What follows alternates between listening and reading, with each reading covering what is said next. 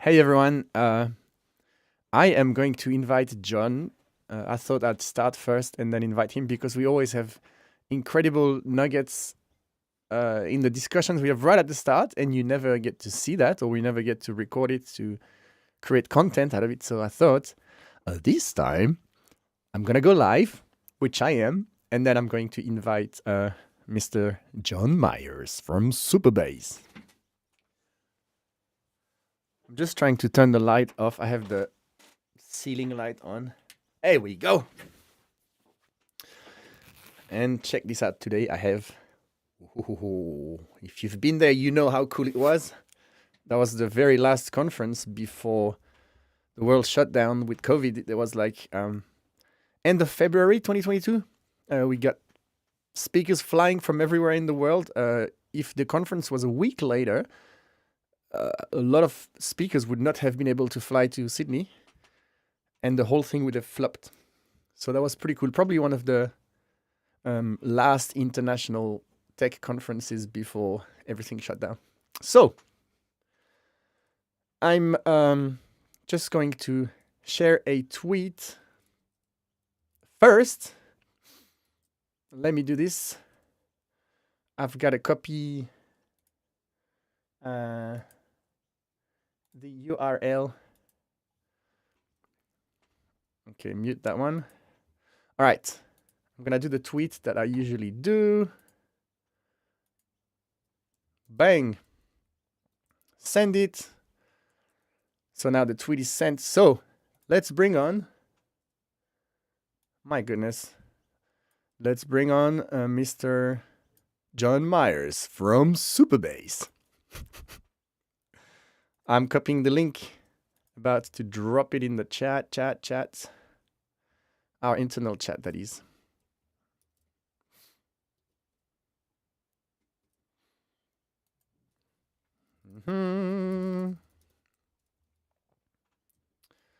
Also gotta change the scene to the nav bar split. So John's gonna appear right there when he decides to show up. I've just sent him the link right now. So any second now, we should be blessed with Mr. John Myers. Why do I say it like that every time? Johnny, here he comes. That way. Don't let me down, John. Come on, mate. What if I did the whole episode with my best Australian accent? I can't do a pretty mean accent, but I need to have a couple of beers first. And then I can really trick people into thinking that I'm from Australia. Not when I'm live. Here we go. And the magic appears. Yee, there he is. Yo, how's it going? You're live. Oh, haircut. Looking fresh. I got a haircut and I decided to show it off. For the people who are joining us live. You get extra special. This is the first time I see John Myers without a hat. What do you think? It's awesome. You look great, man. Ah, excellent. Thank you. A little bit more kept than myself. Oh, that is beautiful. Look at that. That is. Did you actually did you dye the end, or is that just like what surfers always look like? Well, I had short hair for the last 15 years, and I had long hair once, and then when I cut it, I was like, oh my God, that's the best thing I've ever done. It's so easy with short hair. Yeah. And then somehow no, I mean, it looks like it's like lighter at the top and darker at the bottom. Yeah, that's the surf for you. Just beautifully sun bleached. Yeah, it looks like. Awesome. Yeah. Anyway, my daughter, every time I cut my hair, she was like, "Oh, you should grow it, make it long." And so now I tricked myself into trying to have long hair one more time. I Nice. really don't know what to do. I'm in this awkward phase where I always have a hat or something. Like now, the headphones is perfect. Otherwise, it's just like inside the eyes. Yeah. Maybe one day I can tie it when I do sports, or I don't know. I actually had really long hair for a long time, down to here. Oh yeah. And it was really thick and curly, and yeah, it was glorious. But yeah, I remember the day when I like cut it, like you're talking about, where you finally like cut it short and you're just like, oh my God, So life is so easy. Showers are so easy. I don't have to wait like 6 hours for my hair to dry. This is incredible. Yeah. Yeah, I remember cutting it. I said, never again. Like, I'm not going to trick myself into thinking it's a good idea. And now I am. And I've got lots of friends. It's not a flex, but lots of 40-year-old friends that are balding. And they're like, well, if I had hair, I would grow it as well. Dude, do it now. You never know what's going to happen. Yeah, for sure. So, yeah. But yeah, when I surf, I completely blend in because everyone in the water, you know, when you have longer hair, you look at people's hair and they're like, oh, they're way longer than mine. Like everyone in the ocean has this like super long blonde hair, like the Sydney surfer lifestyle. Yeah, it's the look. Playing basketball sucks though. I don't know. Yeah. Yeah, because it's not quite long enough to like tie it back, right? You can't quite put it in a bun. You might be able to put it in like a fountain up I on can do top, like a maybe. unicorn tail at the front. And then like three like two I feel like sides. that's just gonna get in your eyes again. It'll just be like one piece blocking out. Although maybe you won't see the defense right in front of you, and then you'll maybe play a little better. They won't throw you off. Don't see the hoop when you shoot. No, who needs to see it? Yeah. Just feel the hoop. Feel the hoop from within, and you will be fine. This is why I wanted to go live first and then invite John, because we always have really cool conversations. And then we're like, oh, we should have recorded this. That was like a nice little... So I thought we go live first and then I invite him. So we have no choice but recording. Yeah. And then I have to join and be like really professional. I can't just join like dropping an F-bomb as I'm signing in. So it cleans up the entry a lot.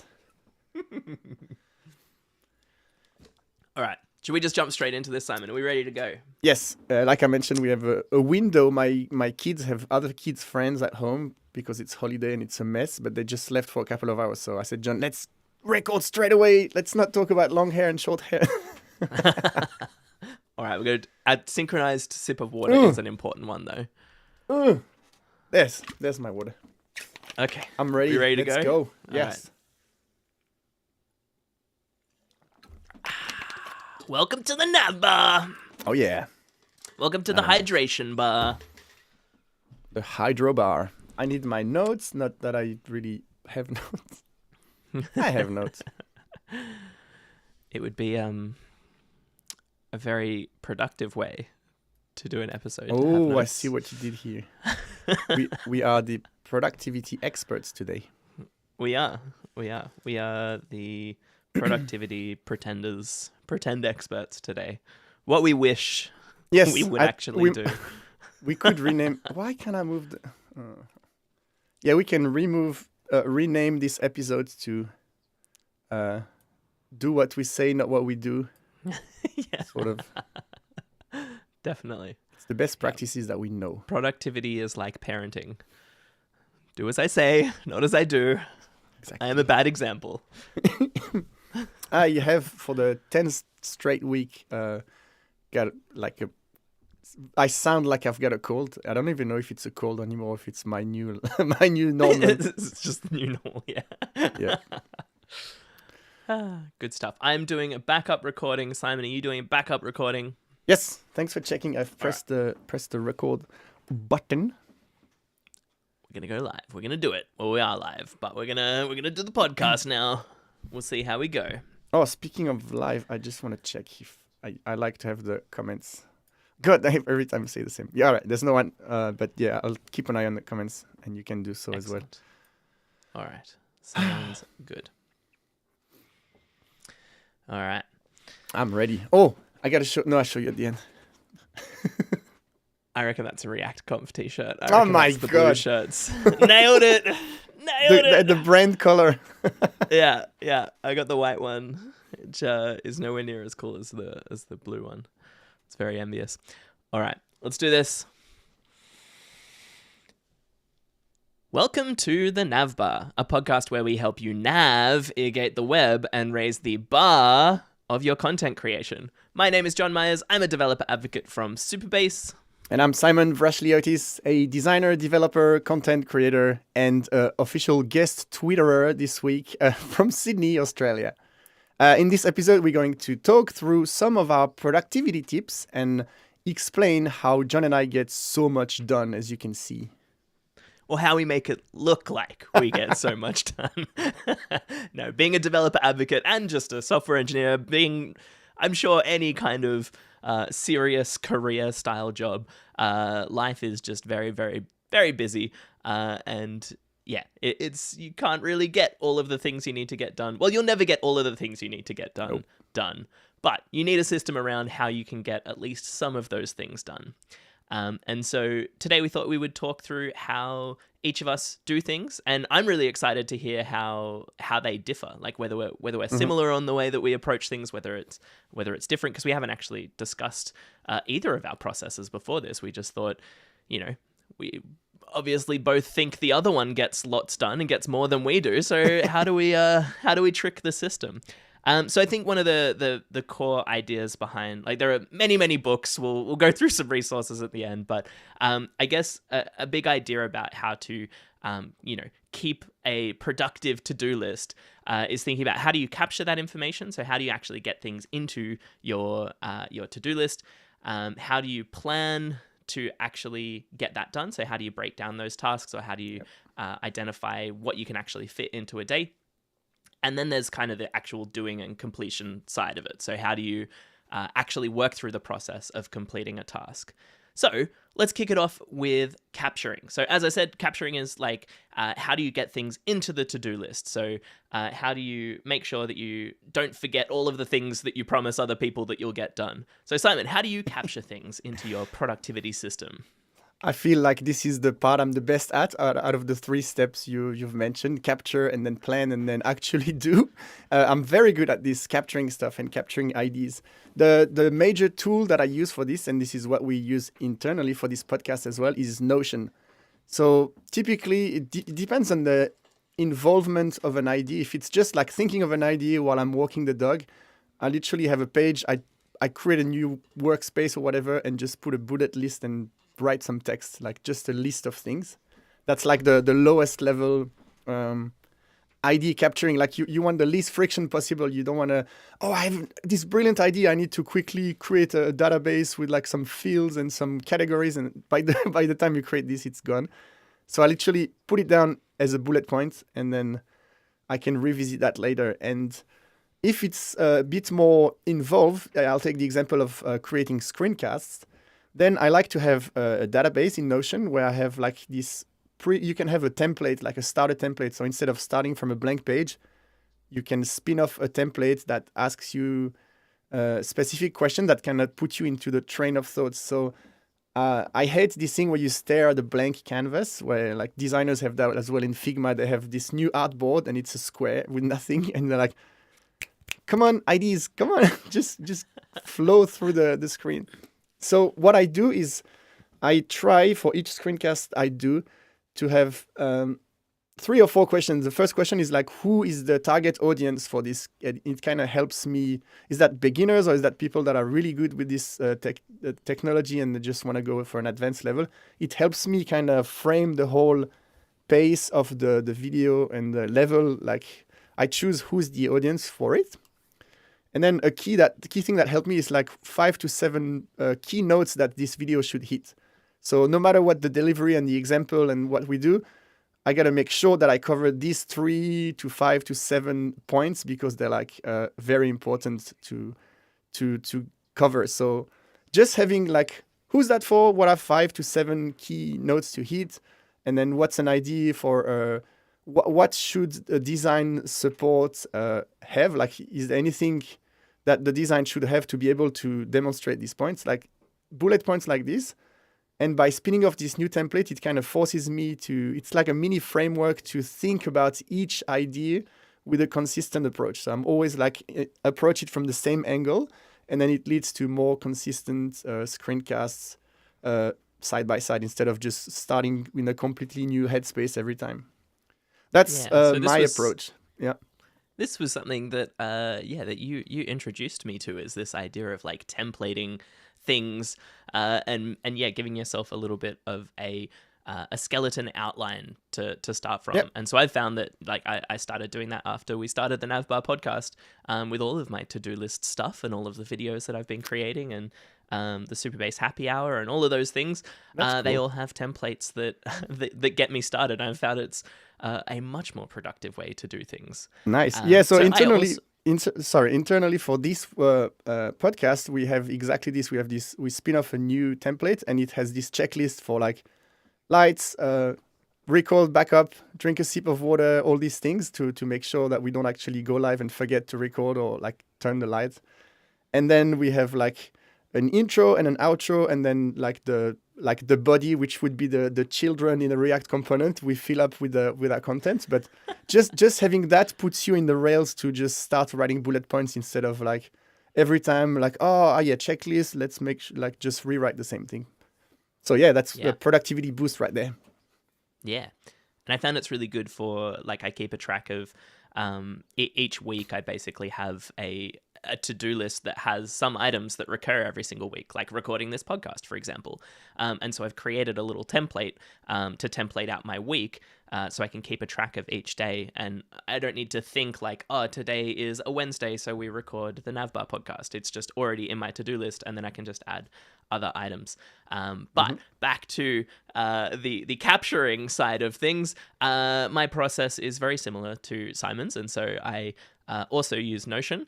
I have this really cool thing that my wife worked out how to do and suggested that I do as well, where you use an Apple shortcut to open a URL in Safari, and that can deep link into the Notion application to a particular page.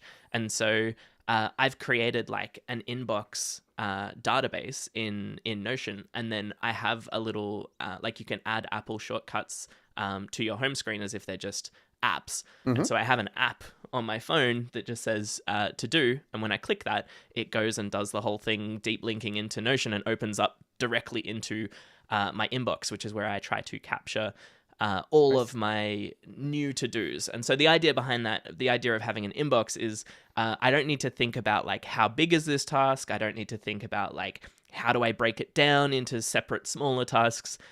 This part of the process is just get it in there and then think about that later. So the idea of having an inbox means I can just put it in the inbox and then I can completely forget about it. And I don't need to think about any of that other stuff. I can just go back to whatever the task that I'm actually meant to be working on is, which is usually sleep. It's usually go back to sleep, John. It's time to go back to sleep. Put it in your inbox and then forget about it and go back to sleep. So the next one is planning. So how do we actually plan and break down this problem? Do we break them down into time-based things? Do we break them down into theme-based things? So one process would be breaking it down into like 15-minute tasks or 1-hour tasks. Yeah. And so that would be kind of time-based, where you allocate an amount of time that you think it will take to complete each of those tasks. But then you might have theme-based, where you might want to not switch contexts constantly. So you might want to have like, a day or a chunk of a day where you only focus on the Navbar podcast, for example, so that you don't just get caught up doing all the fun Navbar podcast stuff and you can get your actual work done. Things like that. And so I think mine's more theme-based, I think, than time-based. I don't usually break things down to a particular amount of time that a task will take. I just tried to break it down into the smallest possible thing. So I guess my process for each day, or usually I do this on a weekly basis. So usually first thing Tuesday morning, I process my inbox. So I look at anything that is in my inbox and try to either allocate it to a particular day that I think I'll be able to work on it, or put it in the backlog, or put it in just like, this is a long-running idea or something I'll never actually do, but I wanted to capture it. I wanted to have it there so I don't think about it constantly. But I can't actually allocate this directly to a day that I'm going to complete it. So, try and get everything out of the inbox as quickly as possible. Then I try to delegate anything that I possibly can. So if there's anything in my to-do list, because my to-do list will exponentially grow if I don't keep on top of it, I try to delegate anything that I can to anyone else in the team. Ask Simon to do all the work, for example, so that I can go and do something else. And try to get as many things out of my to-do list as possible. And that's also like archiving things that have already been completed or things that no longer matter. Just try and get things out of my to-do list as much as possible. The next thing I do is then break down everything into the smallest possible task. So if I have something in my inbox, which is, build an example application for an egghead course or something like that. Like that is a big chunk of time. That's going to take days and days and days, weeks, probably months to complete. And so looking at like, how do I break that down into the smallest possible tasks and then put those either in the backlog or put them in, allocate them to particular days. And so I might be able to break that down into create a GitHub repo, write a README of the kind of steps that I'm going to try to cover in the course. Yep. Looking at what's the smallest possible thing that you can complete in as short amount of time as possible. What I try not to do is have multiple day tasks. So I always want something that I can at least complete in that day. And then, that's kind of got to a point where it's small enough for me to actually get it done. As I said, it either goes to a day, it goes to the backlog, or it goes to just like a future ideas, maybe sometime, but I'll probably never do it column. And then the next task I do is review the backlog and prioritize them. So I make sure that the next most important stuff is kind of at the top of the backlog. If there's anything I need to complete this week or on a particular day, then I move it to a particular date. Make sure that backlog is as prioritized as possible so that I don't spend a whole bunch of time later if I do have some time. Hasn't happened yet, but if I do happen to have some spare time where I could pull in a new task, I can just look at that backlog and go, okay, cool, I only have 1 hour, and so this is a 1 hour task that's somewhere near the top, or something that will likely take 1 hour, and I can pull that in. And then, that's how I kind of plan everything out so that I can actually get the things done. What about you, Simon?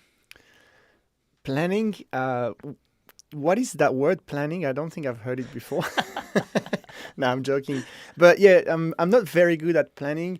In a sense, when I'm talking about when I work by myself, like on one-person projects, I actually, the thing I use is, it circles back to what you were doing with the Apple shortcuts. It's remove as much friction as possible. So instead of having Jira tickets with, again, epics and stuff, and I'm like, where does it go in? I literally have this concept of burn down list that shout out to Boris and Jed at ThinkMill. They use that towards the end of a project when like it's close to release and there's lots of little things to do here and there. It's literally just a Notion page with bullet points or checkboxes so you can tick them off for satisfaction. And anything that comes to your mind that needs to be done, like create a GitHub repo, like change the README text, email this person, blah, blah, blah. It's just bullet items, and then you can move them up and down in terms of like priority. So I try, essentially what you've done is what I try to do with this burn down list. Like I try to, if there's a multi-day task, within the bullet, I have like an indented list with smaller chunks. So there's always this like quick wins and progress, sense of progress in the list. I try to not have like one task, a sneaky, like you have email that person and create a GitHub repo and then build an entire full stack app as the third option. That's actually like a multi-week thing. I try to have lots of small digestible bits and literally go through. I don't start an entire project with a huge burnout list. I just start chipping away at things that I want to do. And when it starts taking shape, every time I'm like, while I'm building this, it reminds me I need to set up something on the server or whatever. So I make a list in that burnout list. And eventually I get to a point where it's time to look at that list. Take the example of the workshops I'm doing now for Pro Tailwind. I build the site, I build the examples, I build the curriculum, all of this without really having planning. And then I'm like, okay, each page needs to have an intro, challenge intro with a link to a Figma file, a link to a Tailwind play, a link to some external resources, and then I need to spell check that page, check all the links. So that's the little items I put in my list. And towards the end, when I reach close to shipping something, is when I actually start planning with my burn down list. But the whole idea is to break things in small chunks, move things up and down. And another thing that I guess is part of planning, of being an adult, I guess. One thing I've started doing recently that really helps is at the end of a work day, instead of just writing code until the last second, until kids say it's dinner time, come cook dinner, like we need to, before, the house combusts. I would just work until the last second, and now I'm trying to stop 10 minutes before and then go in Notion or even in a code file somewhere and write comments or like where I'm at and what I'm thinking should be the next step. And then just like some context for tomorrow's Simon, or more importantly, Monday morning Simon, if it's Friday, and if it's a long weekend or there's a holiday, it's even more important. The idea is like when I start a day, I can just read that bit of context and I'm like, oh yeah, I know exactly where I was. I can jump in this file and go straight into the flow. Where I used to just like think, I'll know tomorrow where I stopped. And then I'll start the day and I'm like, what was I doing yesterday? I don't really know. Like I just start somewhere, but there's no continuity. So like I found that at the end of the day, when I stop working, is the perfect time to do a little bit of planning, at least to get me started for the next day, instead of just trying to rediscover what was supposed to be doing when I started the day. So that's my very light and limited approach to planning, but it kind of works. I do like to work with some accountability people. Like when I do the Pro Tailwind course, there's Lauro in the Badass team who's kind of like putting items with a due date, and every week or most weeks we have a catch up, and he said, okay, what do you think you should achieve this week? And kind of does a bit of this planning, create this sense of urgency. But I think if it's just me, I work better by just doing stuff that I think is important, and then when it becomes fine grained, and that's when you might have things slipping through, that's when I do my list with all the small items to make sure that I cover them. Nice. Yeah, that wrap up list at the end of the day, or that leaving a little bit of a buffer to write down some dot points about what you were working on and what to come back to tomorrow, really helps me as well. And I think as a parent, I can't just like keep working. Like I feel like before kids, it would be like, oh, well, I'll just finish off this task. I'll just work an extra hour or whatever. I'll start an hour later tomorrow. But, if I have dinner things that I need to do and going into the bedtime routine, or even going and picking up my daughter from daycare, like there are things that stop me at a particular time, and I just have to step away from my computer, no matter if I'm halfway through a task or, production's on fire or broken. I just have to go. So, hard stop at that time. And so I found it's also really helpful to write a quick list as to like what I'm halfway through and where to just jump straight back in the next time I sit down. So I actually have an alarm or a Slack notification that pops up saying, hey, you reminded me to tell you it's time for your wind down routine, and so 15 minutes before I finish work, it basically reminds me that I need to do some wrap up things rather than just continuing to push through what I'm working on. Totally, man. Like Daniel commented that being a parent changes the way you work. It's true. Like you don't have that luxury of just like, if you're young and passionate about what you do and you're building your own product, you're like, well, I may as well keep working through the evening because that's what I like to do, and I'm investing my own time in my future. But when you get kids and commitments, often it comes to a very hard stop. And I like that. That's really helped me more than planning, doing this little summary before I know it's likely time where things are going to get in the way very abruptly. Then it helps me a lot. Yeah, I like that Daniel calls this the futuredan.txt file. And so, the one where you write yourself a little note to help yourself out in the future, so you're not Dear really mad at yourself friend. the next day. Yeah, that's great. That's a great comment. Be kind to your future self. It's going to help.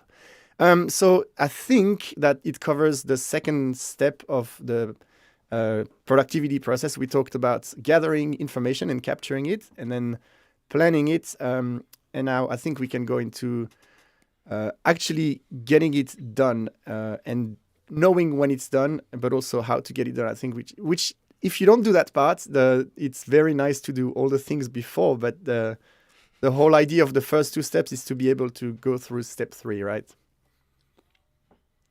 So, Yeah. well, that's the principal element, getting stuff done. I'm gonna share my process here. Again, I think I blend planning and doing because I don't really plan until the last part. So to me, the actual doing things is when I start doing this burn down list. Typically, for my workshops, again, it's only when I schedule a date and I have like a visible time window, not visible, but like you can sense the urgency, and then I'm like, all right, now this is serious. I need to do all these lists to make sure that on the workshop day every link works, everyone has access to this, that. So to me, the process of getting things done is literally going through all the items of the burn down list. And when it's not realistic, what I like to do, again, I learned that from Janet Boris, is to have a separator somewhere in the burn down list, and it's called nice to have, what comes under. So you have what needs to be done, like otherwise it's like a showstopper, or like, I don't know how you call it, but then anything that you think, if I have time, it's great. If not, that I'll have to do. I move this to nice to have column. I try to, in terms of like, is it done or not? It's literally, is the checkbox checked or not? I've worked in bigger teams where you have meetings about the definition of done, which is this like agile approach where, like, what is a task? When is it considered done? I think it's important when you're in big teams, but going back to this least friction possible, like the definition of done is I've done the task and I've checked the checkbox and it goes away or grays out. Yeah, for sure. Yeah, I and think when you're like, the definition of done makes sense when you have lots of people like on different teams needing to work together, and lots of like collaboration across different people that might have a slightly different understanding of what you're actually working on. But yeah, when you're working in just a single person team, it doesn't really make sense to. You're probably better off just doing the task than defining what is the definition of done. Yeah, so please take what I say in the lens of like working for myself. Like, I'm not advocating for like big companies to just have a. Although at ThinkMill, that's literally everyone makes their own burn down list towards the end, and it works really, really great to iron out all the small little bits that you wouldn't have. Create a Jira ticket, like, so things like spell checking, documentation, or like just clicking around links, checking everything works, checking UI. In various browser, maybe like when I do my demos, I usually I use Chrome or Firefox or whatever, and I don't really try to make it bulletproof across IE6 and stuff that doesn't exist anymore. I just like, I'm gonna record my video in this browser, so I don't really need to go too far in like the cross-browser support, even if it's always good to bake it in if you can. And in terms of video, I have a very specific set of checks. I check the transition, if the mouse jumps or if there's a weird timing, if it's on camera, 2 segments back to back, does it feel natural, or is there a long pause or too short? Like, I try to adjust the timing really nicely. When I have titles or chapter titles in my videos, I try to spell check this, stuff like this. And then when all of these bullets are checked, I'm confident that it's at least at a level where I'm proud of it and I can ship it. And then, of course, people open PRs with typos like within 10 minutes, but that you'll never avoid that completely. Or if you do, you'll just delay your productivity. And this episode is about being productive, not being like paralyzed by the quest for perfection. Yeah, and leaving those little typos for people to open PRs for is really helpful, especially throughout October when you've got Hacktoberfest running. And they might be able to score themselves a t-shirt. So if anything, you're doing them a favor by leaving those typos in. So yeah, the kind of me getting things done is kind of more like the daily process for me. So the planning stage, I only try to do once a week. So at the start of the week, I try to break everything down, loosely allocate them to days.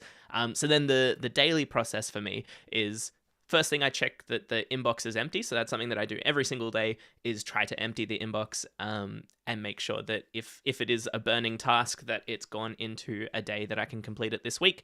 But if it is just something that I need to think about for next week or something like that, then it goes into the backlog. But the inbox should always be empty at the start of each day before I jump into any other tasks. I then review the tasks for today, and I make sure that, like, you know, they're defined enough. I understand them. If I need to, like, ping someone about something, then I try to do that as early in the day as possible, especially, like, working across, you know, multiple countries. Working as a developer advocate, I often need to work with people all over the world, and so making sure that I ping them as early as possible so there's as much of my day for them to get back to me as possible. Which never happens anyway, because they're always in the US or Europe, and so I'll get a message in the middle of the night rather than during my work day. But then I can you know, process that first thing the next morning. But yeah, so I make sure the inbox is empty. I review the tasks and make sure that I understand them fully, and then I move from my, like, daily to-do list. So I have one Notion database that basically has those columns I was saying. So it has inbox. It has my backlog, and then it has long-standing ideas, long things that will probably never actually get completed. And then I have a column for each workday. So I only work 4 days a week. So I've got one for Tuesday, Wednesday, Thursday, Friday. And then I have a completed column. And so it goes from my inbox either into the backlog or one of those days. And then once it's completed, it goes into the completed column.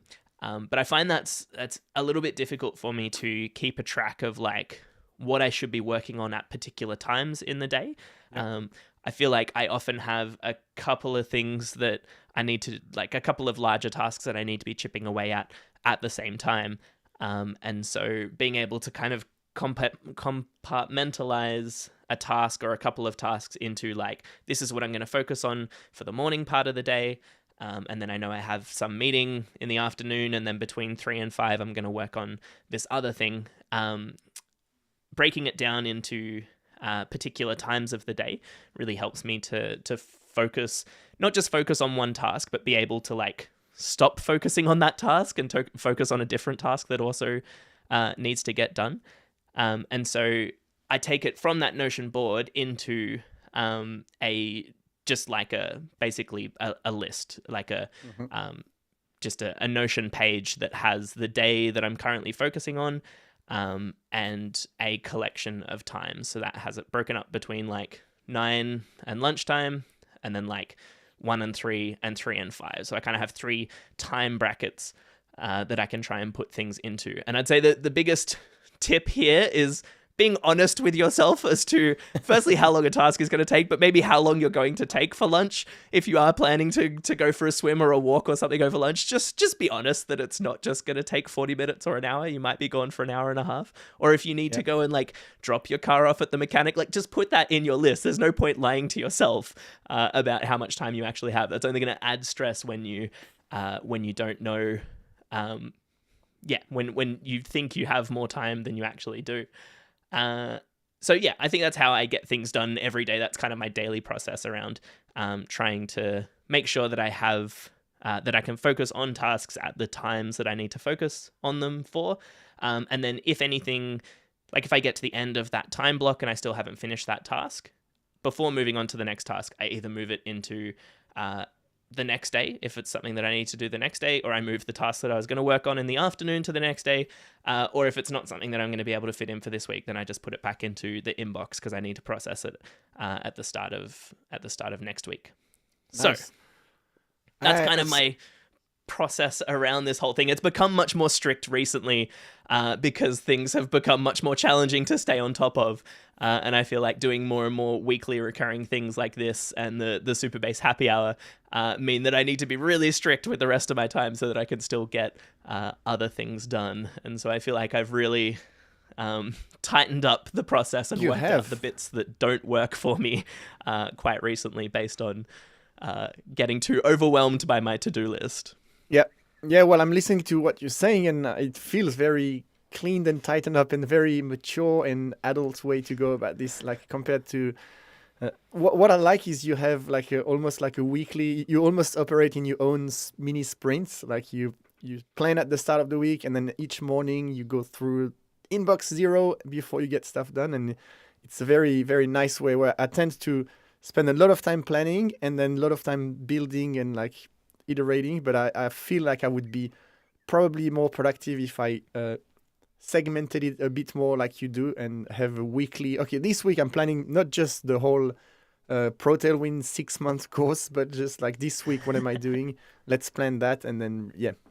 Do you do retro with yourself as well, where you fill up little? I actually cards? do. I've added another entry for just like any other weird rituals that we go through, so I can jump into mine and talk through. Yeah, please do. Because one of mine is that. So I don't know that it's actually been that effective. I thought that it might be, but I don't think it has been. But each week, at the end of the week, I have an end of week checklist. So again, this is like a template, and it has a tick box item for like each thing that I want to get done on a recurring basis. So like, one of them is, did we record a Navbar episode this week? And then I either say yes or no.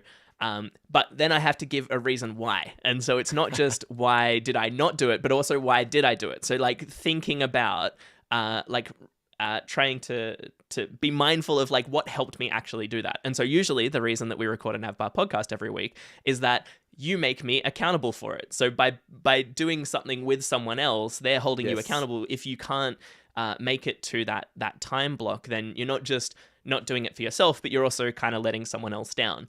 And so I usually write that in as the reason why we actually did get this complete, is because Simon forces me to do it. No, you're gonna do it.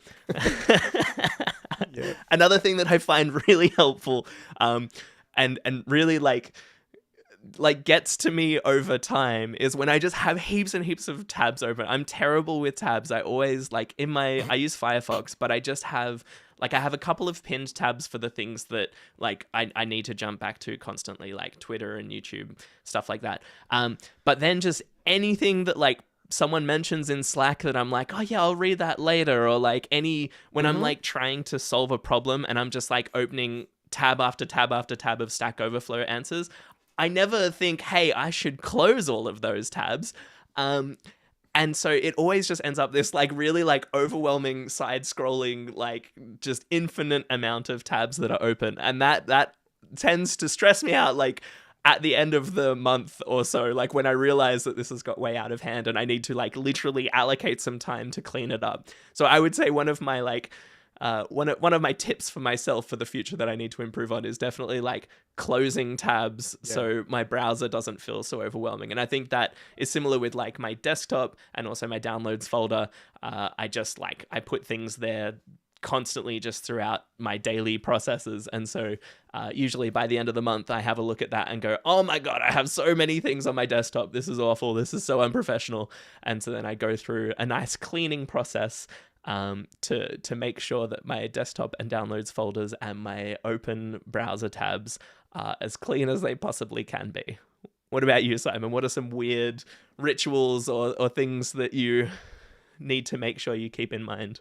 To piggyback on what you just said about cleaning your desktop and downloads, I will extend that to the physical workspace. So I had a friend from ThinkMill that came on Sunday to pick up one of the puppies for his brother, who's like the happy owner of one of the 6 puppies we had. And just because he was coming home, and I know that I'm going to show him my workplace because we work together and he always sees the cool background. I was like, oh, I'm going to just take everything that doesn't need to be on the desk. Like there's a hat here, there's headphones, there's all this weird stuff. And I wiped with a little cloth the desk and then put the stuff really nicely. Took the dust away, cleaned up the background, and just doing this, when I started the day on Tuesday, I was like, holy shit, this is a really productive environment here. I love it. Where you just like pile more and more stuff and be the food and a coffee mug and all that stuff. And before you know, there's that clutter that has the exact same impact as tabs in your browser or download like little folders on your desktop that if you share your screen and like, oh, I've got to clean that up. So yeah, cleaning my personal workspace. I think when I set it up the very first time, when I bought all the gear, I was like, I had so many hard rules, like no food comes in, I go outside to eat. And I had all these really strict rules. And then, of course, you start getting comfortable and like, whatever. I can eat pasta while I watch a YouTube video in the evening or whatever. And so, yeah, cleaning that, it's the same like Headspace, fresh canvas.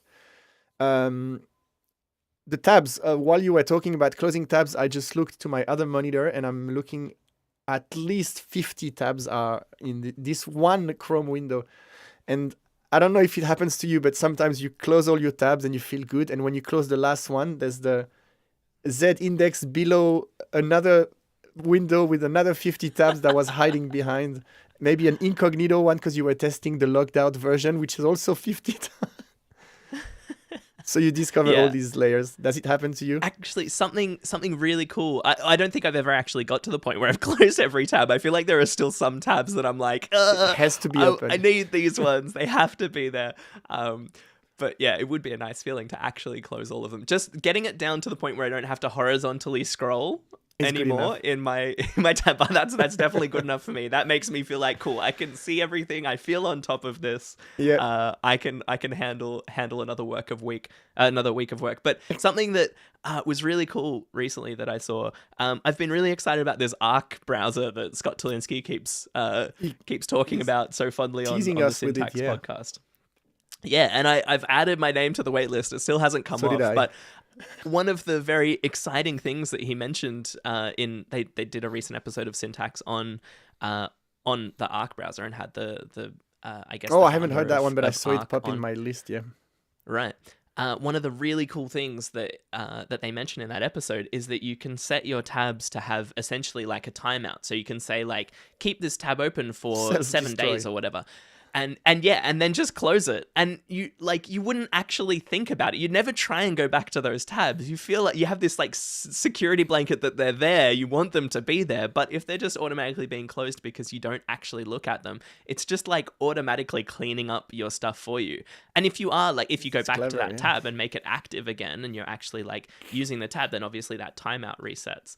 So that's probably one of the most exciting things that makes me want to get off the waitlist for the Arc browser. Yeah, it's actually a really smart way to approach it. Don't use it. You probably don't want it anymore.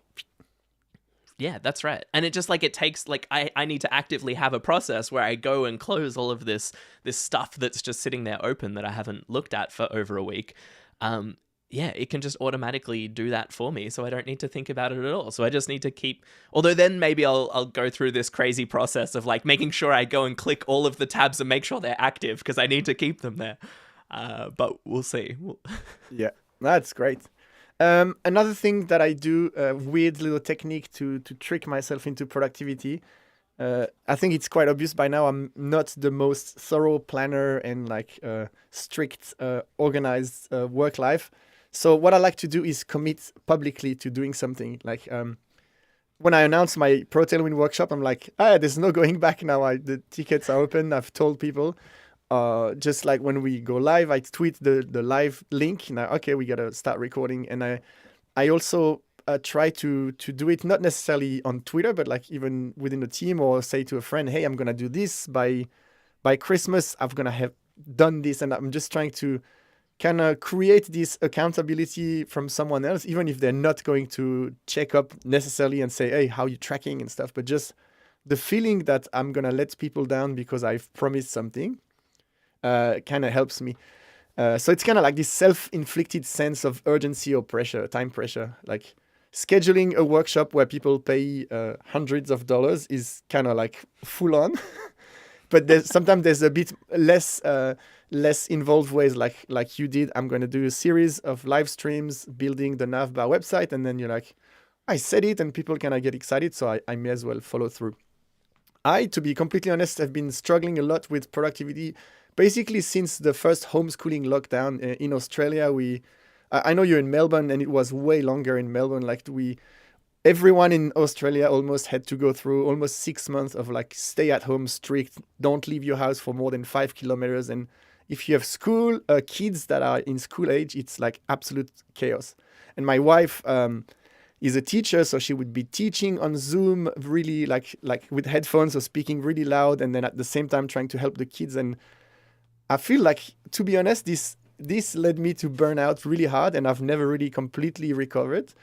And even now, like in 2022, I feel like I tend to procrastinate or just like scroll Twitter a bit more. And I used to be like a workhorse, like a machine. I would just like, yeah, I'm gonna build this and just build nonstop until it's bedtime. And now I tend to have, I don't know if it's motivation or passion or what, but I find it's way harder to stay on task. Where I'm like, part of my job is also being on Twitter and engaging and just promoting my stuff. But then I tend to spend too much time and goofing around, and like you've seen all the puppy photos, like I find a good pretext to do something else and I go for it. So I think creating this accountability by committing publicly kind of helps me. To be fair, I don't think I'm the only one who struggles with productivity. I've heard many people that said between COVID and just the whole world, people started turning against each other and being mean, and then the war started and stuff. It's a lot of people are affected with the same. So if that helps, try to commit publicly if you're struggling. Have you suffered from that a little bit yourself? Absolutely. Yes. The reason that I wanted to do this episode actually is because, last week was a bit of a challenging week trying to not get overwhelmed by my ever-growing to-do list. And so, like, part of what I've gone through today has been, like, new things that I've implemented in order to actually stay on top of things.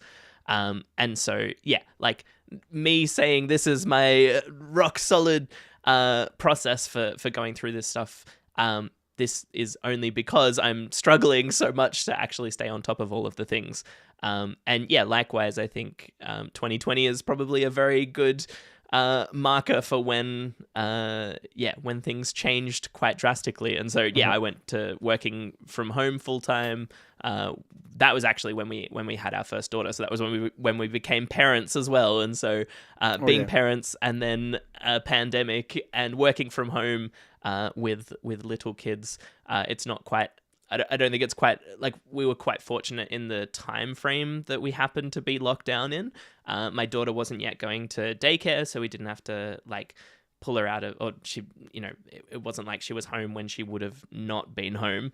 And she also obviously wasn't old enough to be at school yet. And so it wasn't that we needed to do homeschooling or anything like that. So I feel like we were very fortunate in the time frame, but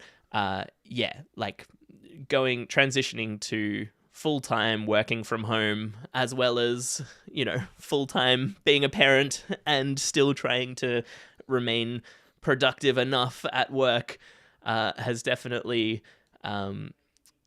inspired this very strict process around how I need to actually get things done. And then obviously this episode spinning out of a very recent difficulty getting things done on my to-do list and realizing I need to change the way that I approach getting things done.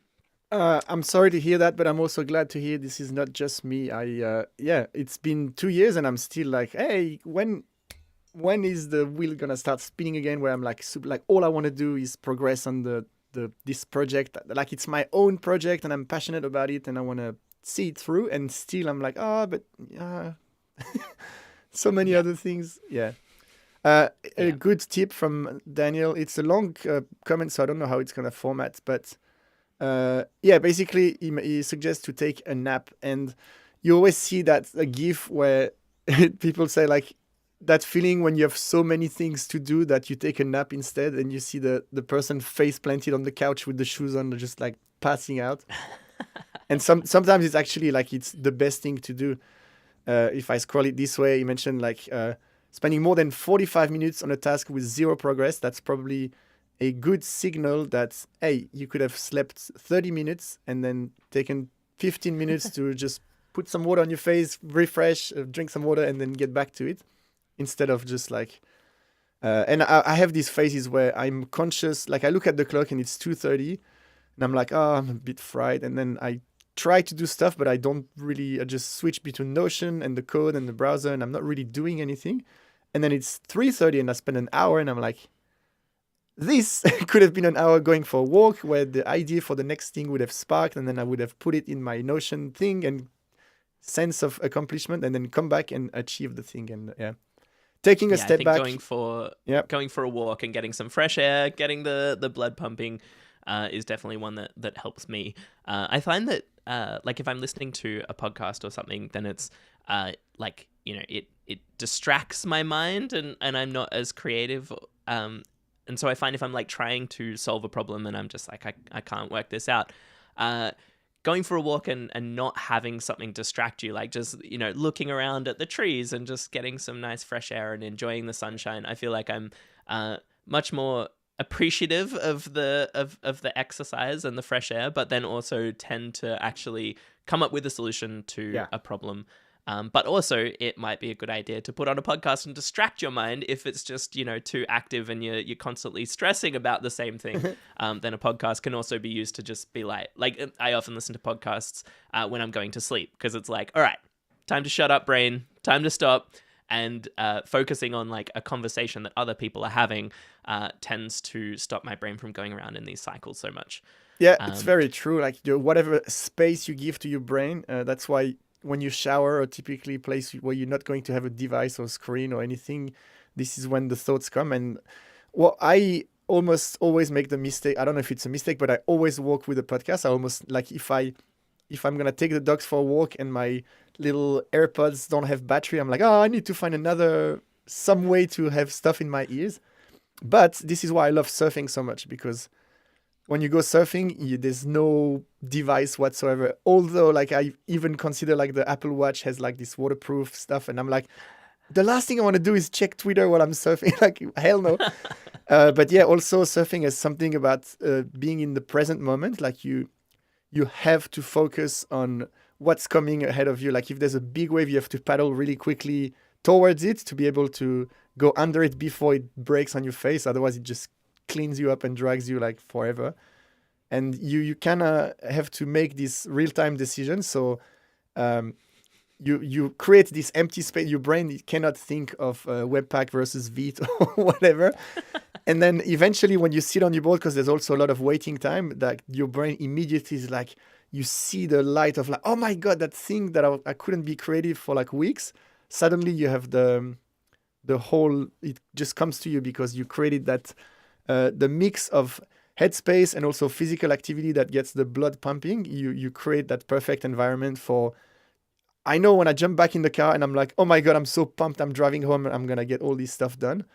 I don't get that from walking the dog because I've been trying to like ramp up on tech podcasts and stuff. So it limits the amount of, you still have the exercise for your body, but if you're trying to come with an idea, go walk in the woods with no devices whatsoever. Look at the trees, listen to the birds, and the magic happens. Yeah, absolutely. So, yeah, there are millions of resources on this one. It's probably a good place to make some side income if you have an idea, especially if you have like a 3-letter acronym that can summarize all of this stuff. Then maybe it's time to go and write your own self-help book. But yeah, there are many books on this. Syntax actually did. We mentioned Syntax earlier with Scott Tolinsky and Wes Bos. They recently had an episode where they talked through like what had changed about their productivity processes. Because they did an episode like 2 years ago talking about what they had done. And it was interesting listening to what they had changed, because I feel like a lot of my processes are based on probably that episode from like 2 years ago when I was looking for ways to solve these problems. So yeah, I would highly recommend going and checking out that episode or both of those episodes. And then there's like endless books. There's Getting Things Done, The One Thing, 7 Habits of Highly Effective People, Deep Work, and Eat That Frog are all like very highly recommended books. I think I've read part of a couple of them. I feel like I always like, I start reading them and then I'm like, I don't have time to read a whole book. And then I just look at like the summary of what the like, what the 7 habits are. And then you don't have the context of what that actually means. So you're just like, whatever. I'll go read a different book instead. Have you read any of those or any particular particularly good resources that have helped shape your? Yeah, I've read Deep Work. Eat That Frog, I started. So I do, when I say read, I do the audio. Like I'm terrible at, I can read really well. I don't have problem with reading, but I just read 3 lines and I'm starting to think of something else. So audiobooks at 2x speed when I walk the dogs is the perfect way for me to consume that. yeah, but I do the same. Like I download a lot of these. I have this subscription to Scribd or Scribd. I don't know how you say it. It's kind of like Audible, but it's like a subscription based audio book library. So almost all of these books that are listed here, I can find them there. And That is actually probably a really good solution to my exact problem. Because, yeah, I feel like I'm very, very good at consuming a whole bunch of podcasts, but I am very bad at sitting down and reading. And likewise, very good at reading, but just, yeah, usually I use reading as like a way to go to sleep or whatever and wind down. And so I think I have this association with like when I start reading, I start to get sleepy. Yeah. And then I go to sleep instead of reading. Yeah, I can't really think of a specific book. I think Atomic Habits was a good one, and I think it's by Derek Sivers. Like there's a book called Company of One, and it's basically about just keeping resisting creeping up complexity and having bigger projects. So you hire more people, and you just keep chasing the more projects, so more need, and then more staff, so more need for income, and you bigger projects, and you just like, yeah, I like the approach. Yeah, so I don't even know. I blend a few books together, but like Derek Sivers does some really stuff that resonates with me. And it's usually about keeping things super simple and trying to avoid over complexifying your life. And ending up running an agency of 50 people where what you wanted to try to build is like a lifestyle business where you have enough income that you don't need a proper job. I guess that's a proper job, but just the idea is you don't have aspirations to create an empire and a unicorn. To be quite frank, I don't envy one bit founders and CEOs of really big companies because there's so much pressure and people trying to cancel you and stuff. Even like to the level of Tailwind. Tailwind Labs is a small team, but there's people coming at you because you're the evil empire. The enterprise of 4 people, yeah. So the idea of having a successful online course platform and stuff, and it's me and a couple of friends that help support that. To me, that's the ideal. You're successful, but you don't have to feed 15 engineers families, because if you have to let one go, like if something goes bad, it's like so much stress. And so yeah, Company of One is a really good book. I don't know if it's about productivity, but it's about just the whole mindset of getting stuff done and progressing without necessarily falling in the trap of like more until it becomes like, oh crap, now I'm a CEO and a manager and I don't like it. Yeah, and I think like it's interesting that both of us are like, yeah, we kind of like take maybe some stuff from here and some stuff from here. I think that's something that's good to keep in mind, is that if you do spend the time reading any of these books, like that process might not work for you. Like you are a different person with different things that you need to worry about. They might be time-based. They might be, anything. Like you have your own unique situation. And so... kind of taking some advice, but not sticking really strictly to like, this is the system that I have to do because this is the one that works. Working out little bits and pieces that work for you, and just again, like that, like just incrementally working out like what's a little piece that I can tweak and something that I can make a little bit better each time. Sure. But that's enough about productivity. Let's talk about unproductivity. What have you been working on this week? I have been very unproductive. Now, I am, as it doesn't come by surprise, I'm working on Pro Tailwind, my online course. I am teaching in less than 48 hours from now. So we're Wednesday about lunchtime, and on Friday morning at 6 a.m. I'm teaching the third of 4 workshops. This one is about styling multiple style variant UI components with Tailwind CSS. So we approach, like, imagine there's a model that has different props, like the size of it, and is it a danger alert model, or is it like a success confirmation, or just an info? Maybe it has different background color for the overlay. And then does it slide from the bottom, from the top, like different little props that you can pass to a component. And we just look at how to organize the styles so it works really well with the Tailwind's just-in-time engine. And then you have a really good time creating more and more props that don't conflict with the styles of others. So that's the workshop I've been mostly working on. Gonna teach that on Friday, and then I'm going to probably start recording a bunch of video versions of these 3 workshops that I've been delivering over the past month. What about you? Are you muted, buddy? Thank you. I am so excited for that. I think I say this every single time you talk about the Pro Tailwind course or the Pro Tailwind workshops, but I am very excited for this this recorded version of this that I can take at my own pace. I'm very excited to learn all of the Tailwind things. Nice. I have been working on well, I guess, yeah, just wanted to do a shout out to just generally my Egghead courses. So if you go and check out egghead.io, if you search for me as an instructor, John Myers, you can see my more recent caching Supabase data at the edge with Cloudflare Workers and KV Storage course, which is all about caching data as close as possible to your users, so you can run your computational serverless functiony stuff as close as possible to your users, and then you can also have the data that they actually need for those serverless functions as close to your users as possible as well.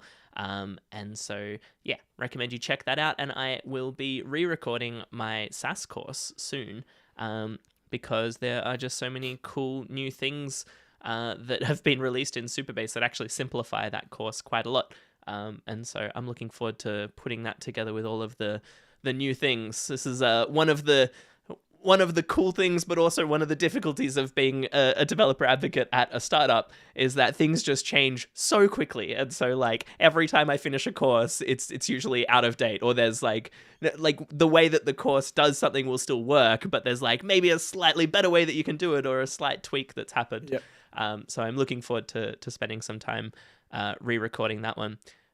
Should we open the bar? Let's do it. The bar is officially open. And Simon, I would love to hear a puppy update.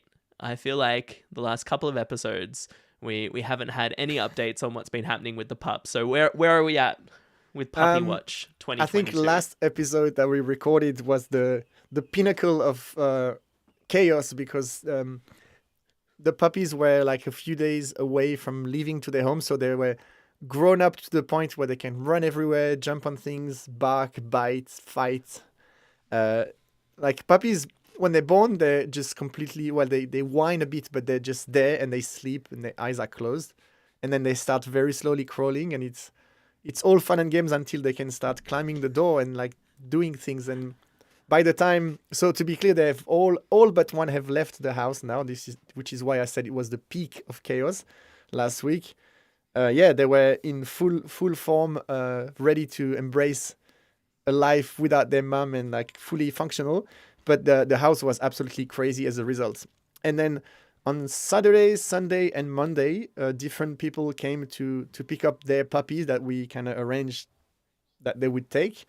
So we went from 6 puppies to 5 puppies to 3, 4 very quickly, and then one stayed with us a couple more days. And yesterday morning at 9 a.m., the person came from like out west in New South Wales, like 6 hours drive. They live on the farm, and it's actually the parents of Frisket, which is the mom of our puppies. So Frisket's dad has died recently, and now they're kind of taking the son to kind of replace the hole in their heart. So there's some corgi family thing going, and it's pretty nice. They came. The mom came with their 3 kids, and they were so happy. And it's the last puppy send off, because then that's it. They're all given out except the one we keep. So that was a special moment. But yeah, going to a nice family, and it's very nice to. We could see a photo where he was playing when they came back home. He was playing with his uncle or whatever, someone from the same corgi family. So that was really cute.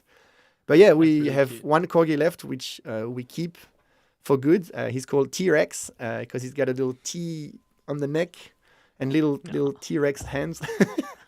And yeah, we're really happy. Of course, we're going through the puppy training, like peeing and pooping everywhere, but it's a life stage, just like children. It just goes way quicker. And last night was the first night by himself, so he cried a lot because he's still in the little crate where they were all, but now he's by himself. Oh. And yeah, it's not like they're gonna adjust really quickly. And he plays with mom and dad a lot, and it's really nice. We have the 2 big ones and the tiny one, and it's like a little family pack. We're pretty happy. Oh, that's beautiful. Yeah, I was loving those videos that you put up of just the absolute chaos.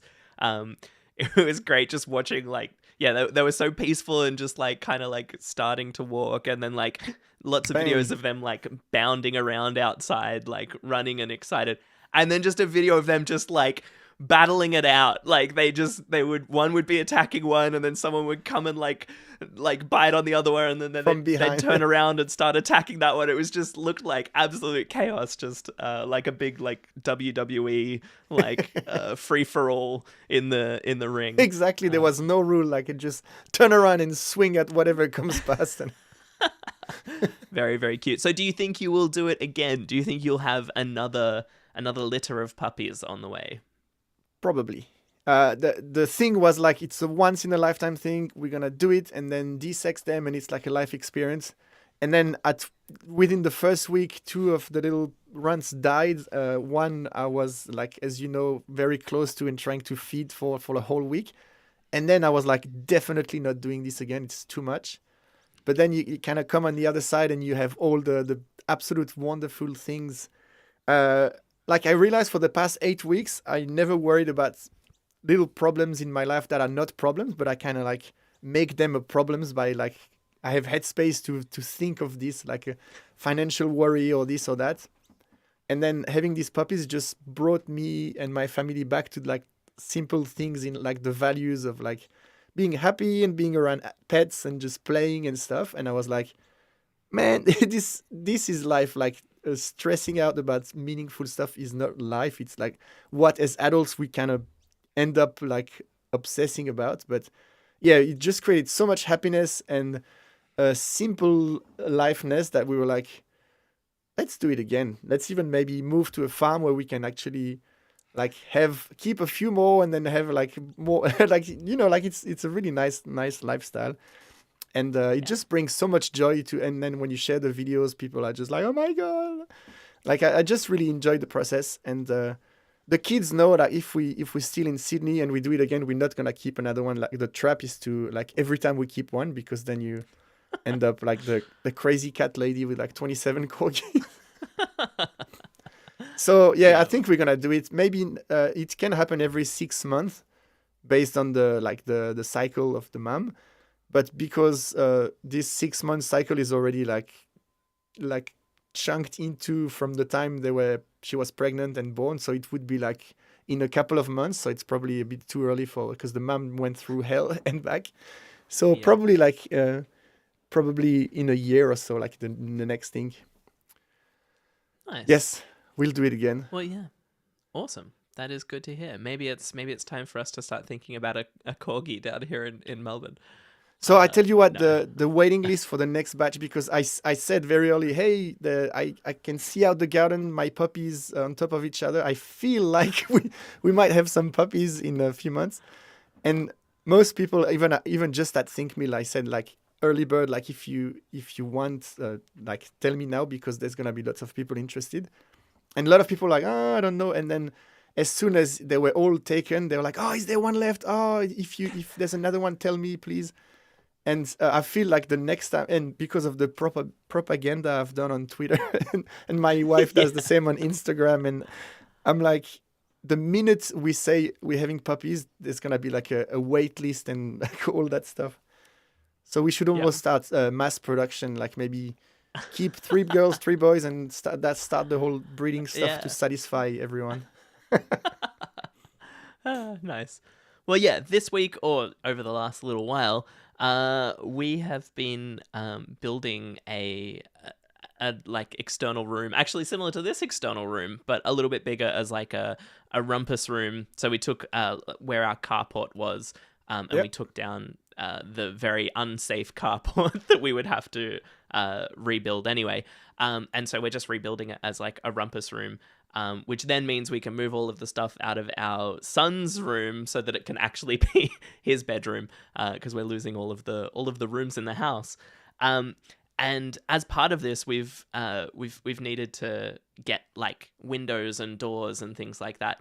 And one of my new favorite things is like going to like recycled or renovation like warehouses where they just have a huge amount of things that have either been taken from like houses that were being demolished or leftovers that people had for other renovations. And it's just like this amazing wonderland of like windows and doors. And like we ended up getting two really big, really thick double glazed windows and a really nice, like big, heavy wooden door.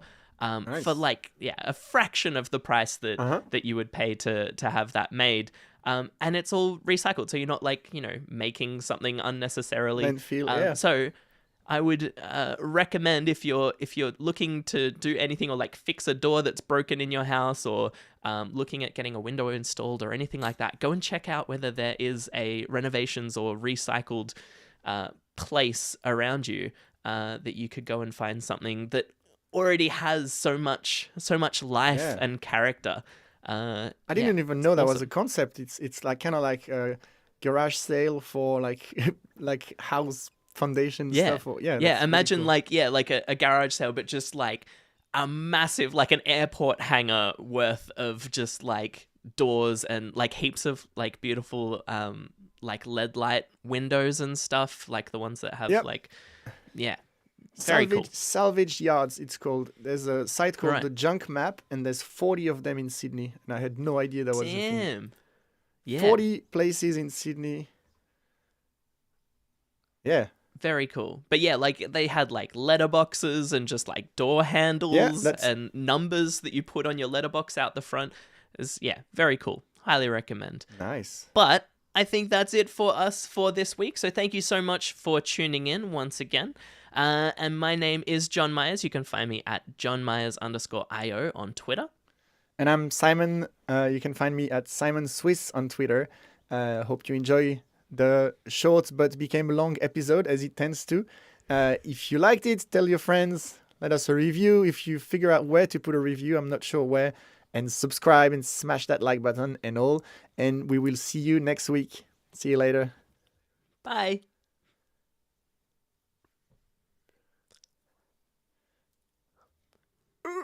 We did it. We did it. Daniel, And we did it. once Oh, there's again, Thomas as well. Once again, it ended up being a large episode. Where we're at 1 hour 17. I agree, Tom. There's still time to have 30 more corgis. I do believe that we are definitely, like, my wife is seriously looking into like being not as a like business opportunity, but more like again lifestyle business. Like, can she replace her teacher salary by like breeding corgis and stuff? Because like the ones we sold them for exactly the amount of fees we had for the vet and the vaccination and the food and all that stuff. But corgis are like, people wanted to give us more money because corgis are actually quite expensive. Like it can go up to $5,000 or $6,000 for a corgi. Yeah, and ours were like under like 800 or something, and people are like, what?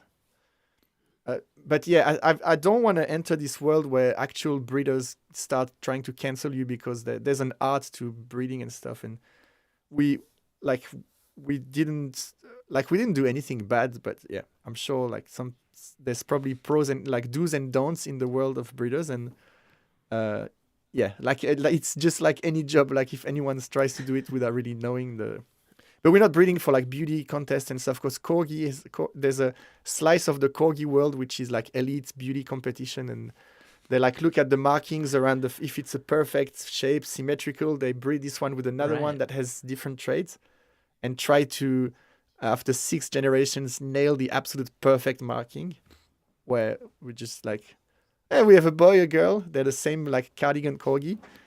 I think the only thing is to keep them, like, unless you want to do crossbreeding, like we just keep, because there's 2 types of corgis, there's cardigan and Pembroke. And the cardigans are like the old school, hardworking farm dogs. And Pembroke is more like the queen, like they're the more popular ones, but they're a bit slightly less strong-willed to work hard. Cardigans are like border collies or kelpies. They're like they live on the farm and they run around cows and stuff. So when my Yeah. wife runs the dogs, there's always someone say, "Oh, these poor little legs, you shouldn't run them."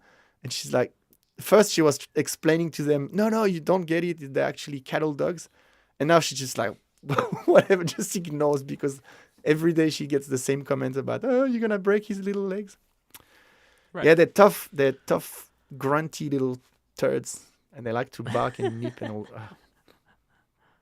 Yeah, Daniel shouted out that they've probably become even more popular now after the Queen's death. So now might be a good time to scale That's a up good your point, yeah. your corgi enterprise. I thought you were gonna say after my barrage of tweets. No, I Yeah, was loving it. It's it's a lovely little thing to break up the tweets about tech and things. It's nice seeing some cute puppies bounding around. yeah. A lot of people told, like, when I said this is the last week, so many, like, I had DMs of people that I've never spoken to. They're like, "Oh, thank you so much. It just brightened my timeline for like 8 straight weeks," and yeah, that was nice. Because Yeah. for myself, it was just so therapeutic and nice to do it, and then people actually like latched on the story and oh, they opened their eyes. Oh, this one died, but then you kind of recovered. Yeah, Yeah, no, could have. I was relaying all of it to my wife and showing her all of the cute progression, and she was there all along the tragedies of Nala and all of that difficult stuff. We were all very Yeah. attached, very I know. I sympathetic. didn't realize that people like I was actually telling the story to a point where it's like a Netflix special, where some people really get involved. What I love, I'm Yeah. looking at my phone now. We have a WhatsApp group with uh, every puppy owner, and then you get these updates like this. Hang on, it's gonna. Oh, cute. Yeah, just seeing Adorable. because you give them and you feel like that's the end, but then we purposely bombarded them with photos from day one, so they have this guilt of like sending us updates now for the rest of their lives. Nice. All right, Thomas is saying, "What are you going to do now that that you have to go back to making tech content? What are you I going to don't focus know. on?" Try to find ways to be productive, like we talked about today. Yeah. Yeah, Redo the to-do list again. That's got to be like one of the most unproductive feeling things is going like when you're like my to-do list isn't working, I feel too overwhelmed with all of the things, and then you are spending time tweaking your to-do list process. It's yak shaving. Yeah, yeah. yeah. When you try, you Yeah. tweak the processes instead of actually the processes that are supposed to make you do the things. You Yeah, like the things end to up. stop you procrastinate, you're procrastinating by doing the thing that's meant to stop you procrastinating. Yeah, It's great.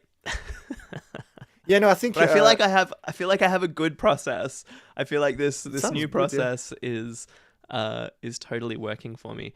I can show people that are now here for just the post hangout. I can show you what I'm actually talking about so you have a visual. Where are we? I should probably like check that there isn't anything incriminating in here, but maybe just don't. Maybe blur your eyes slightly looking at the to-do items and make sure that they're not, anything embarrassing or rude. Can Do you want me to Oh put yeah, your bring it screen? up. Yeah, let's do it. Let's maybe move this across. I have to unlock the scene first. Unlock. All right, I'm going to go. Boom.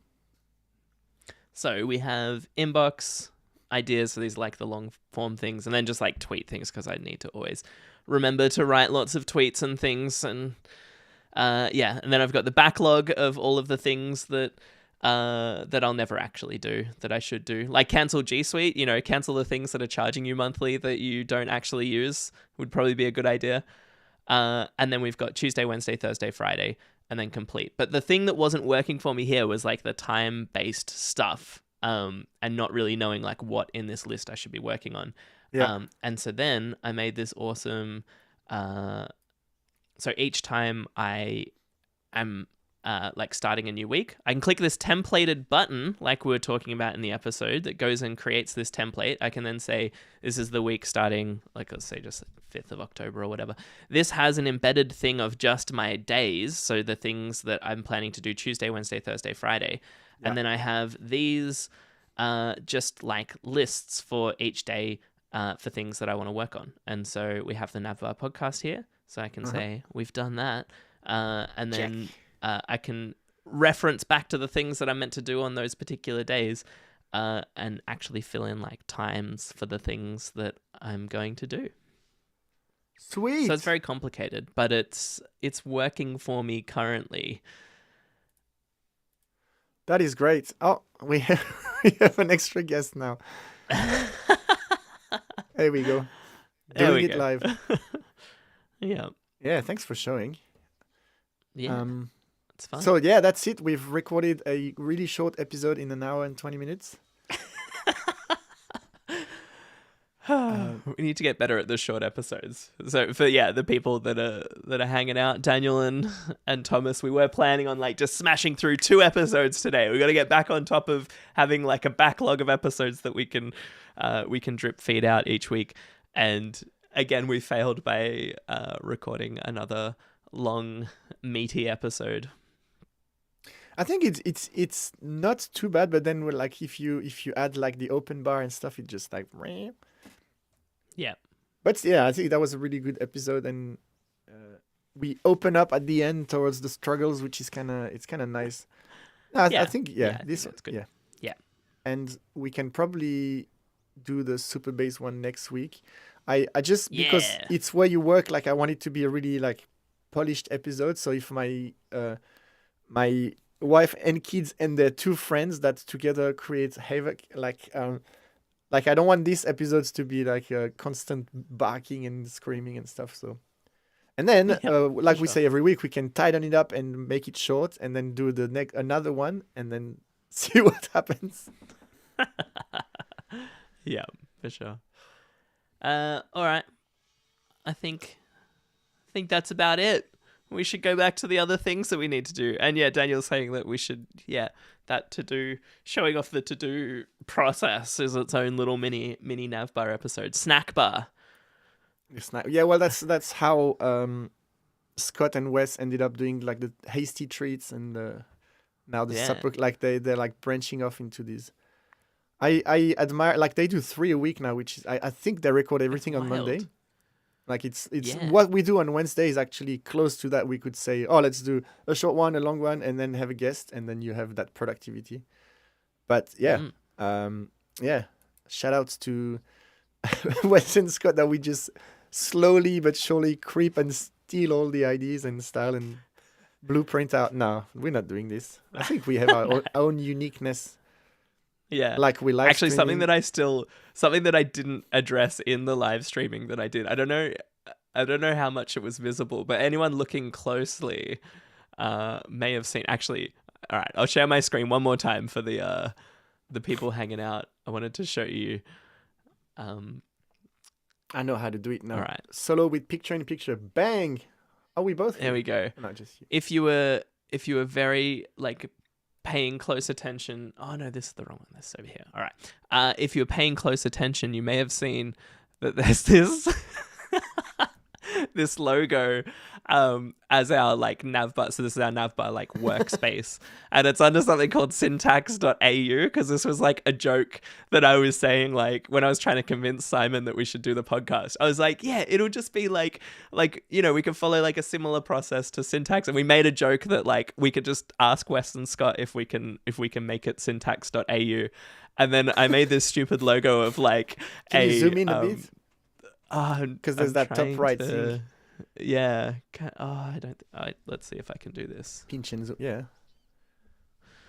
I can see it. There's this awful like kangaroo, just like a postcard, like a stamp, just like over the top of the Syntax logo. So it'll be I don't think no one's called me out on it yet on the streams, but I probably when you share your screen acknowledged that was a joke. We're not stealing everything from Wes and Scott and Syntax. It was just one of the inspiring things that I was trying to use to convince Simon. Yeah, well, they should be honored that we look at them as like an example of what would be fun to achieve. Not that we're gonna achieve that, but Oh, who knows? Who knows? I know Yeah. what's gonna happen. At some point, we're gonna get invited by a conference to do a live show like they did, and Chris Coyer and Dave Rupert did. I know that's gonna happen. I don't know actually, but Yeah. I can feel it, and that'd be pretty fun. Or we'll do our own on the ski lifts like we were talking last week. Yeah. No, when Jed organizes ReactConf 2023, we can definitely weasel ourselves a live episode at Yep. ReactConf City. That or co emceeing the conference, like that. Like that's something that would terrify me to do by myself. Like being an MC for a conference, so you have to do a few jokes and just get the crowd pumped. By yourself Yeah. is like terrifying, but if it's both of us and we're just like being silly, that'd be fun. Absolutely. Yeah, let's do that. I'm actually again, I probably shouldn't be dropping this live on the podcast. Nah, it's fine. But I'm gonna be doing some emceeing for the RemixConf Europe.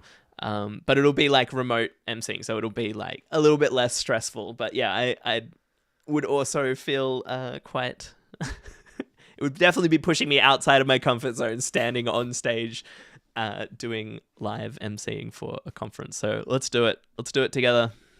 Nice. Where's that Remix Conf? In Europe? So that one's online. It's yeah. for Europe, so it's like based around Europe time zones. Time zone, but, yeah, will just be an online thing. At 3 a.m. for you. Yeah. Yes. It's gonna be. I think I'm gonna do. From like midnight till 2 a.m. I think I'm gonna do a couple of intro the first couple of people and then go to bed and have too much adrenaline running through my blood to go to sleep. It'll be great.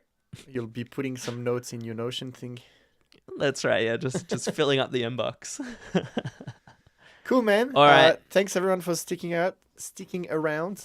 That was a fun episode. So it was a fun episode. We call it a day for today. Yeah. Yes. And we'll do a double episode next week. Definitely. Yeah. Like this week and the one before. Yeah. We'll get there one day. One day when we work out how to not talk so much and how to actually do a short episode, then we'll be able to record too.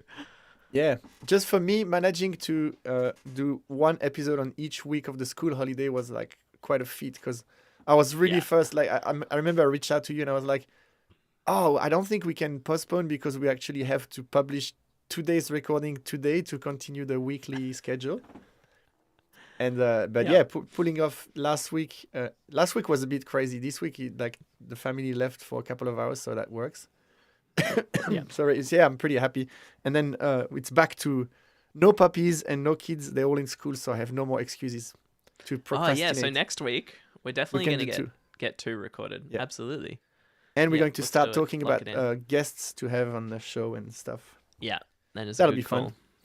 Daniel, Tom, come join us next week, and hang out again for the recording of we're promising you both we're doing 2 episodes next week, so we have to do it now. Double header. Thanks, Thomas. Thanks, Daniel. I think that's just the two of you in the chat. Let me scroll up. Yes. Yeah, that was great. I want to get better at bringing people along. Even like you've seen what we've done before. Like I added guest number 3. There was that middle column. Like if I go, let's say Daniel or Tom wanted to join, we could just put you here. As long as you have a webcam and a mic, you can literally be live on the podcast with us, which is pretty cool. I keep like I think John was wisely telling me to pump the brakes because I was like, we're gonna produce this crazy like live show, and he was like, no, we can live stream the recordings, but we're just doing a podcast. We don't want to spend our week planning and editing all that stuff. Yeah. But yeah, like if my Pro Tailwind course goes well, I'd love to like spend more time doing stuff like this. Like you actually, I think business. Daniel and I were talking about doing getting the community to Perisher. to record we're definitely going to go to Perisher, but we're also talking about we should ask the community to record a imitating us doing the intro of the Navbar podcast, because I was saying how yeah. I got really good at saying, and I'm Simon Vrashliotis, a designer, and I'm great at it now. You have a little as you German can see, accent it of was Rashly perfect. Otis. Oh yeah, that's the problem. I keep going German instead of French. I don't know what's going on there, but oh, Justin's joined us as well. Welcome, Justin. We're just wrapping up and talking trash at the end of the episode, but thanks for joining us. Maybe Justin listened to the whole thing and thanks at the end. Nice. But yeah, we should put a tweet out for people to impersonate our intro, and then we'll replace it at the start of the Navbar episode, and and see if anyone notices. We can do one of this picture in picture where if there's the video, I can do the circle on top of our heads. That would be awesome. Like replace our heads and say, and I'm Simon Vrashliotis. Why does it go German? I don't know what's going on there. You really sound German. And I'm Simon Vrashliotis. And hey, do your intro with the raising the bar. Welcome to the Navbar, a podcast where we help you navigate the web and raise the bar for your content. My name is John Myers. I'm a developer advocate from Supabase, and I'm Simon Vrashliotis, a designer, developer, and all things content creator and puppy father from Sydney, Australia. Today we are talking about... I don't know where that accent's coming from. I feel like I can do it when I'm not here, when no one's watching me, but yeah. I don't know what I'm doing. All right, you've got to give it a go now. You've got to switch it up. See if you can do my navigate the web. Give it a go. Welcome to the Navbar, a podcast where we help you navigate the web and raise the bar of your content creation. My name is John Myers. I'm a developer advocate from Supabase, and I'm Simon Vrashliotis, who's a German. A content creator from Switzerland, Australia, in Sydney. This is amazing. You imitating me, imitating you. It's so many levels. It's incredible. This is why you stay after the recording. Yeah. And this is why we now have to head off and go and have lunch and do other work things. Oh, I'm on the right now. I borked it. Yes. Now we're looking away from each other. I'm main host now. I'm the hostiest host. Hang on, I'm going to fix that. No, I can't. All right, gotta go. I think my family is coming back anyway. Thanks for tuning in. Quick! It's a secret. They don't know I'm doing this. Yeah. I'm supposed to be in the Thank you so much for joining us. Have a good week. We'll see you again next week. Peace. Oh, no, now I'm stealing Scott Tolinsky. We cannot do this. Peace! All right, see you. Bye, everyone. Bye. See ya.